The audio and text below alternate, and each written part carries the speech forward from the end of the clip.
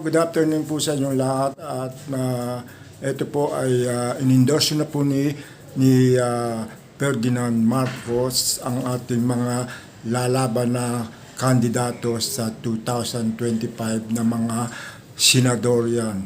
Ito po yung mga taong talagang lalaban sa atin na nakakatulong sa atin na hindi yung katulad ng mga kampo ni Duterte ng mga senador yan.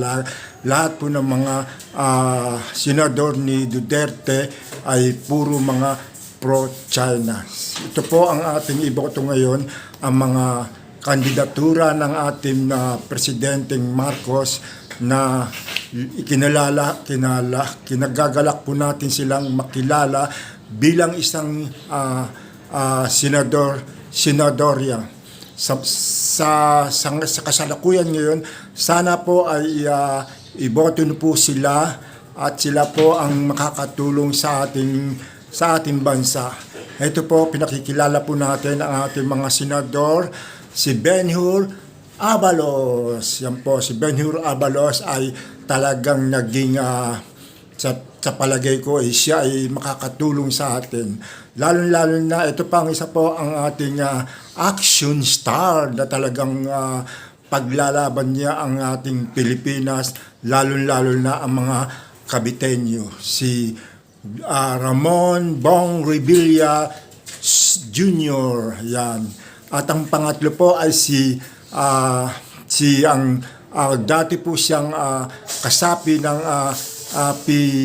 PDP Laban na kasamahan nito ng mga Duterte, mga Didishet, si Tolentino, yan po.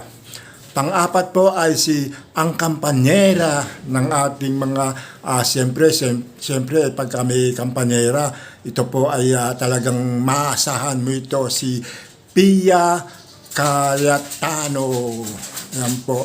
Tapos po, ang pang-anim po ay ito po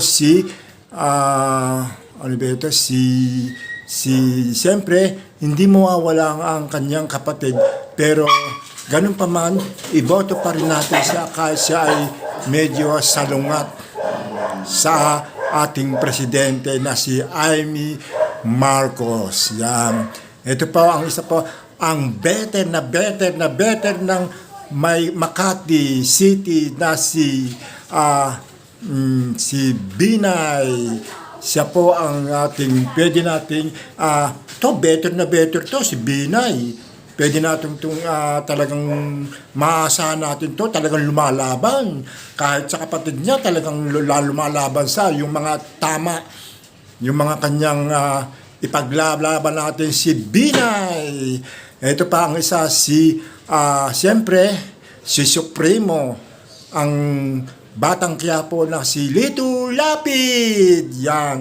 Dapat po natin mga ilaban, iboto natin yan, ang ating mga magiging senador sa ating para sa mga gagabay sa ating mga presidente. Ito pa sino pa ba yung isa? Parang wala na yata, naibigay ko na yata ang lahat. Ganun pa man, maraming salamat po. Sana po ay suportahan natin sila, na sana po ay iboto nyo po sila sa ating mga senador ng gagabay ito sa ating presidenteng si Ferdinand Marcos Jr. Maraming salamat po. Bye-bye. Hanggang dito na lang po.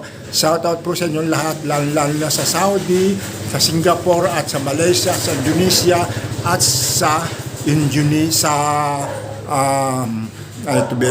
sa Brunei. Ito na po. Maraming salamat po. Bye-bye.